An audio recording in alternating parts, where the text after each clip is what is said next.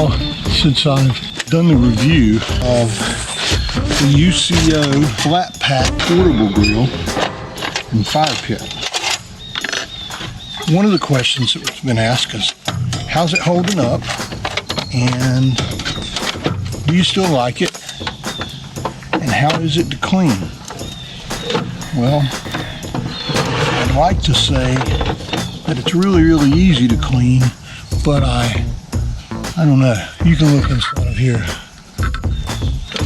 There's still some charcoal and stuff inside of there. It folds up so tightly that it hasn't been an issue to put it in the van like that. And before we put it away for a long period of time, we'll take it inside and wash it. For right now, that's the way it is. And it's worked out really well. So what do I like about this thing? The first thing I like is that it's really, really small, and it works well. The vents on the side seem to be very well placed, and there's enough of them and it gets enough air. What I don't like about them, this thing, I mean, it's great the way it works, but if you look here, these are pushed in, and this is pushed in, so you have to play this little game of get it just right. And this is easy to do whenever it's cold and it's just ready. It's ready to use now. But as you'll see in a minute, when I get it hot with the coals, that's a little bit trickier to do it then, because it's really, really hot, and these sides are extremely hot, so you have to be careful about that. So what do I use? I use Royal Oak charcoal, and for just one steak I think I have way too much.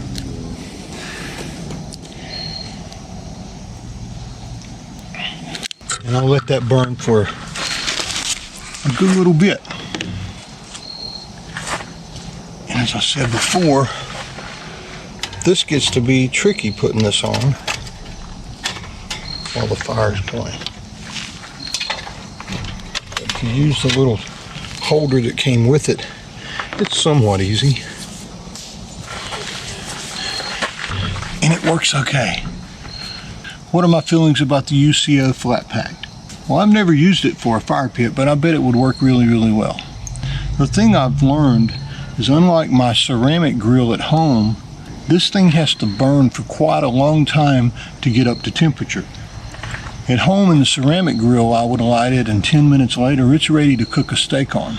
But this takes more like 20 to 25 minutes, and so you have to let it just burn and burn and get to a hot temperature. The other thing I've learned is it's a little more difficult to control the temperature. For example, I've got so much coal on here now, it's going to be difficult for me to control the temperature on the steak. And so I have to turn the steak a lot more often than I would at home. But that's something you learn, and you can do okay with that.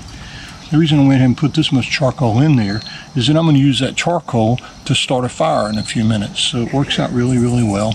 And then it lets the flat pack cool off so I can put it back in the container and put it inside the van. So for now, I'm going to let this burn for a while, get up to temperature, and then Maggie and I are going to cook a steak.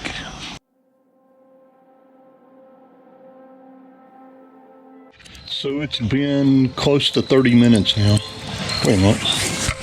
This thing looks kind of smudged. Ha. So it's been close to 30 minutes now, and as you can see, we're getting way up there in temperature now. There's no way to hold your hand over that. And this is actually good. It's hotter over here and a little cooler over there. So I'll be able to sear the steak on this side and then move it over here to finish the cook. Should be a good thing. But that's the secret to having a really good cook with this grill, is you need to let it heat up a lot more than you really think you should let it heat up. And then it'll maintain this temperature, and it'll stay in there for a good 45 minutes to an hour after I put the steak on. I've got plenty of time to cook almost anything on it. So as you can see, this is a $13 steak, and I am going to cook it on a little folding grill. Let's see how it does. Maggie, you want steak? You want steak?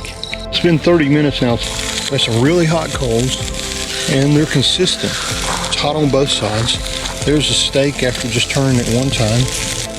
this thing will cook. I mean, it cooks. Make sure you let it heat up to a really high temperature before you start cooking on it. And then you won't have any issues at all with this. And I believe you'll love it just as much as I do. You've got to flip the steak or whatever you're cooking a lot more often. But since there's no way to raise, I can't put my finger too close because it's really hot. Since there's no way to raise or lower the grate, it's just a constant temperature and it's really, really close to the flames. And so what we're getting is a lot of flare up right now.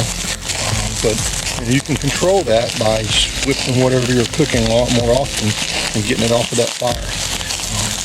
But that's one of the weaknesses of this grill. I believe, and I haven't tried this because I want the coals to start a fire, but I believe if I put less coals in here and didn't cover the entire thing, that I could probably control that a lot better. I need to flip that. So this steak is almost ready. Just flip it one more time. See that side? It's not as charred as the other side. Probably a little easier if you're not making a video while you're doing this. You can probably do a better job of cooking a steak. But this is going to be really good.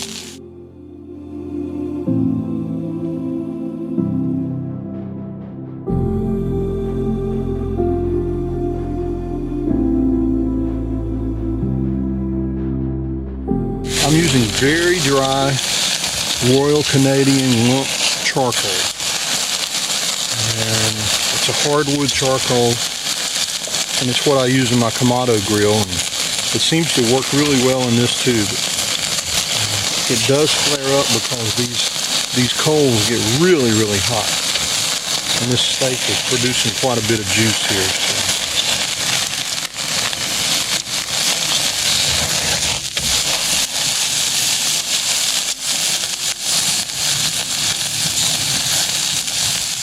This is that point where I need to go get a plate.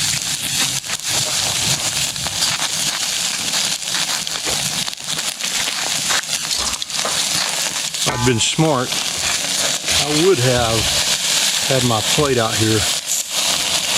So it's only been 45 minutes since I lit the charcoal on the grill, and this steak is ready to take off. I'm going to let it rest a few minutes, and while I let it rest, I am going to start the fire for tonight. Now this part of it's really tricky. I mean, really tricky. And I don't know how to show you both of these. First thing you have to do is you have to take the grate off, and that gets to be tricky in itself. Then I'm going to take this over and dump it in the fire.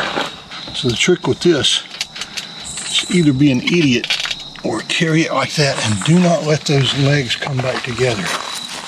So as you can see, we've got a lot of charcoal down there. Got some sticks ready. And we'll put those on there. I've got a couple of pine cones. I'll let that smolder. And those will catch fire in just a few minutes.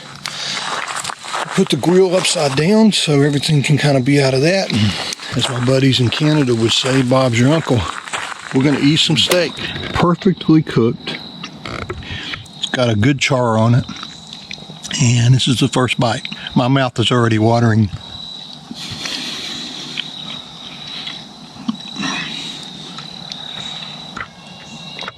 Wow. Yeah, that UCO grill, I'm telling you, man, it's just awesome to be such a small grill and to be able to put it under the bed in the camper van and to cook something that good on it. It's just amazing. I hope you've enjoyed this. That's my 3-month review of the UCO Flatpack, and I think it's something you should add to your arsenal. I think you would like it. Oh yeah, Lynn's not here. She's the one that usually says we need something yellow and something green. But since she's not here, we don't have any stinking vegetables. We just have a huge steak that tastes awesome. I'm going to have room for the entire steak, minus what I give Maggie. So as you can see, the coals lit the twigs and leaves and the pine cones, which in turn set fire to some of the smaller sticks, which in turn set fire to the $5 bundle of firewood that I'm going to burn tonight.